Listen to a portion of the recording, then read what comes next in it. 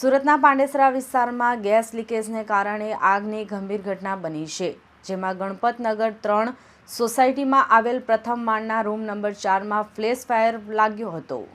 મળતી માહિતી મુજબ રસોઈ બનાવતી વખતે ગેસ બોટલમાંથી લીકેજ થતાં અચાનક આગ ફાટી નીકળી હતી। આ આગ રૂમ નંબર 4ના બારણા અને બારીઓને ભારે નુકસાન થયું છે, જ્યારે રૂમ નંબર 3ના બારીઓના કાચ તૂટી ગયા છે। ઘટના સમયે અંદર રહેલા 2 વ્યક્તિઓ દાઝવાથી ઈજા પહોંચી હતી। સ્થાનિક લોકોએ તાત્કાલિક કાર્યવાહી કરીને બંને ઈજાગ્રસ્તોને સારવાર માટે સિવિલ હોસ્પિટલ સુરત ખાતે ખસેડ્યા છે। ફાયર બ્રિગેડની ટીમ ઘટના સ્થળે પહોંચી આગ પર કાબૂ મેળવી લીધો હતો। આગનું કારણ જાણવા માટે ગેસ બોટલ તપાસ માટે કબજે લેવામાં આવી છે। જાણવા મળ્યા મુજબ ઘટના સમયે મકાન ભાડેથી અપાયેલું હતું અને મકાન G+1 માળનું હોવાનું સામે આવ્યું છે। આ સમગ્ર ઘટના સાંજે 6:15 થી 7:30 દરમિયાન બની હોવાનું નોંધાયેલું છે। હાલ આ સમગ્ર મામલે વધુ તપાસ હાથ ધરાઈ છે। Bureau report LK star news, Surat.